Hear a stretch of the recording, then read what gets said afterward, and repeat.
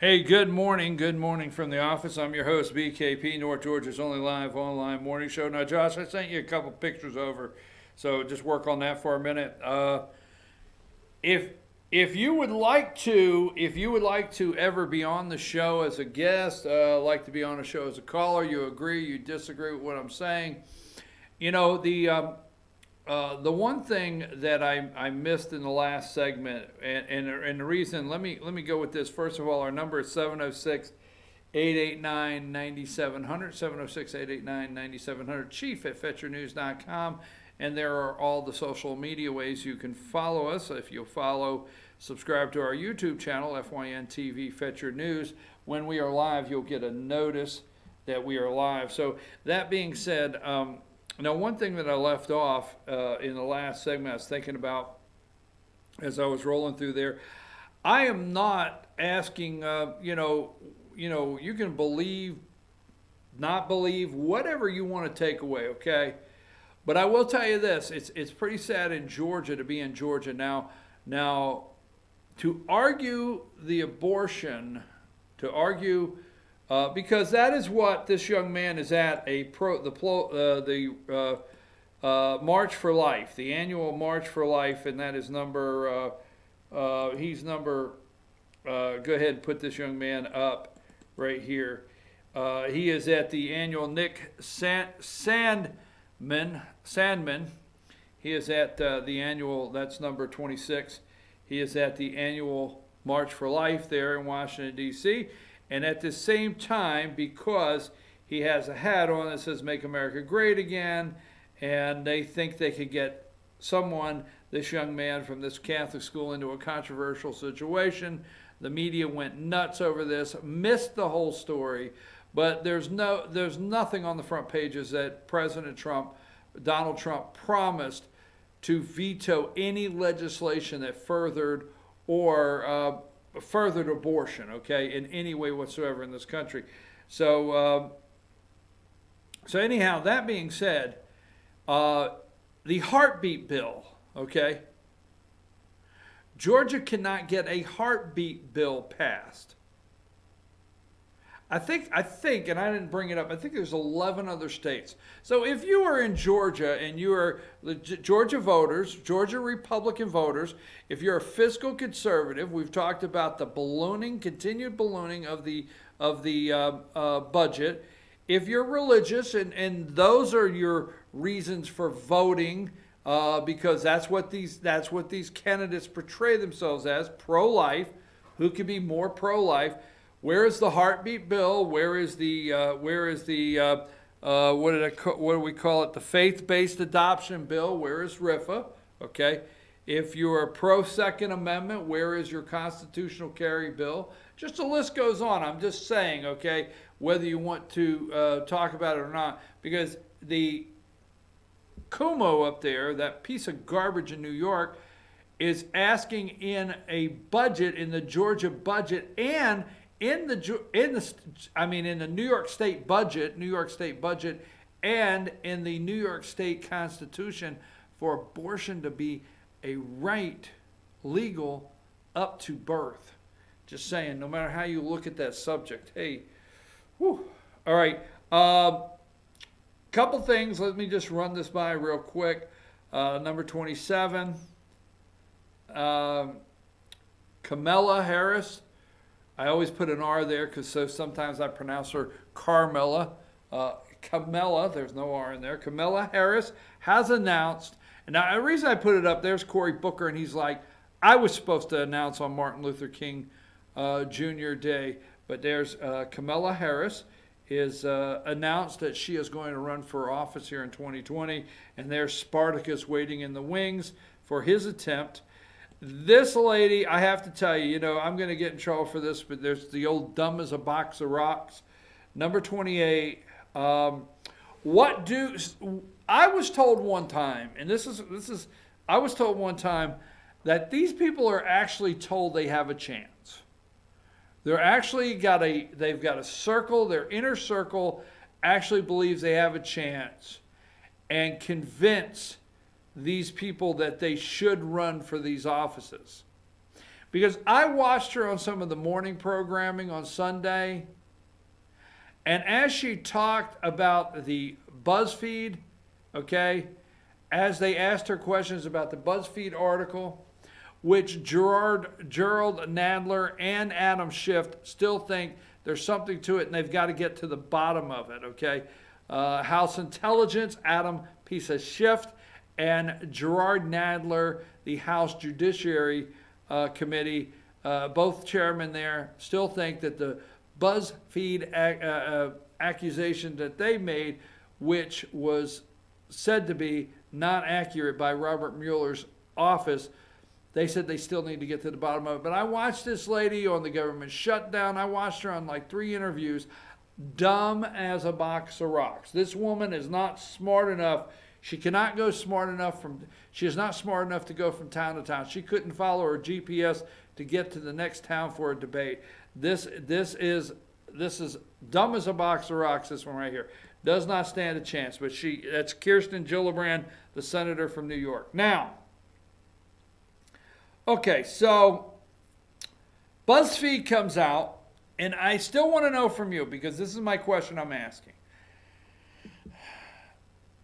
BuzzFeed comes out and says that Michael Cohen, that they have sources, okay? I read the BuzzFeed article this morning, all right?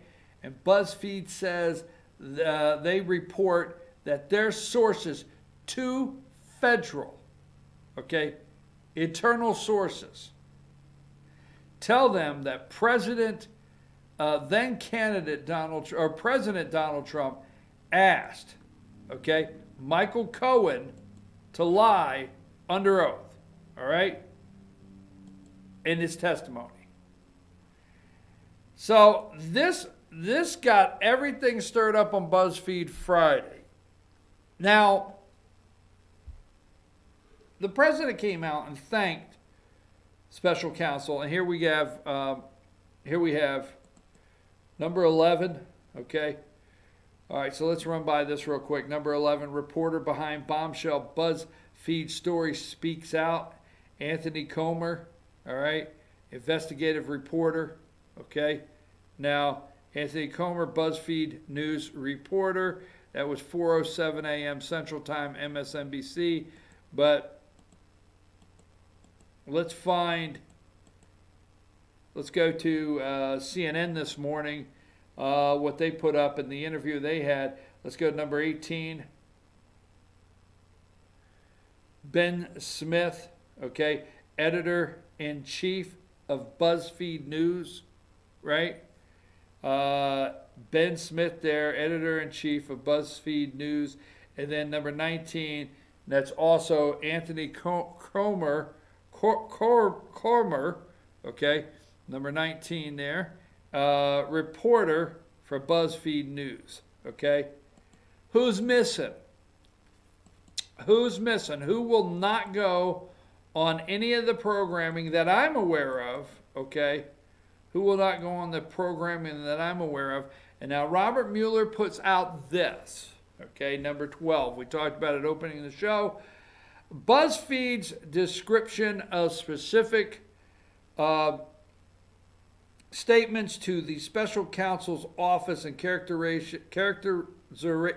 characterization of documents and testimony obtained by this office regarding Michael Cohen congressional testimony are not accurate.